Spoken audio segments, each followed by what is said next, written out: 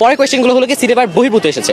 আমি যে আমার আজকে কেন্দ্র ছিল হলো গিয়ে মহাকালী বিদ্যালয়ে, তো সেখানে হলো গিয়ে আমার যে কেন্দ্রে আমাকে প্রশ্ন দেওয়া হয়েছিল, আমি সেখানে দেখলাম প্রথম কয়েকটা কোয়েশ্চেন আমাদের সিলেবাসে হওয়ার পরের কোয়েশ্চেনগুলো হলো কি সিলেবাস বহির্ভূত এসেছে।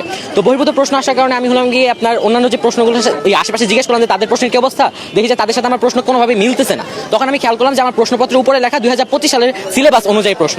তখন আমি পরীক্ষা নিয়ন্ত্রণ যে লোকজন ছিল উনি স্যারদেরকে ডাক দিলাম, ওনারা বললো যে ওনারা ব্যাপারটা দেখতেছে। দেন এইভাবে এমসিকিউ এর সময়টা চলে যাওয়ার পরে আমি কোনোভাবে জাস্ট এই এমসিকিউটা দাগিয়ে এসেছি, এবং তারপরে হলো গিয়ে আমাকে আপনার ওনারা এসে বলতেছে যে আপনি সিকিউ লেখা বন্ধ করে আপাতত এমসিকিউ যে আরেকটা নতুন প্রশ্ন দিচ্ছে সেটা দিয়ে বলতেছে যে এই প্রশ্নের আলোকে হলো গিয়ে আপনি এমসিকিউটা দাগিয়ে ফেলেন। তারপরে আমি সেখানে এমসিকিউ দাগাইছি, আমার টোটাল এখানে আরো 30 মিনিটের মতো, সিকিউ এর ক্ষেত্রে আপনার 30 মিনিট অলরেডি নষ্ট হয়ে গেছে। এখন আমি সিকিউ লিখতে পারি নাই। তারপরে আমাকে যে সময় দেওয়া হয়েছে, আমাকে বলা হয়েছে অতিরিক্ত তোমাকে সময় দেওয়া হচ্ছে, সেখানে আমাকে মাত্র 10 মিনিট অতিরিক্ত সময় দেওয়া হয়েছে। সেই কারণে আমার মোটামুটি 6টা সিকিউ আমি ভালো করে লিখতে পারছি, একটা সিকিউ সেরকম ভালো করে আমার একদমই লেখা হয় নাই। এটার কারণে এখন এটার দায়ভার কে নিবে আমি জানি না, এটার জন্য আমার রেজাল্ট এটা খুবই মানে বাজে একটা প্রভাব ফেলতে যাচ্ছে আমার যেটা মনে হয়।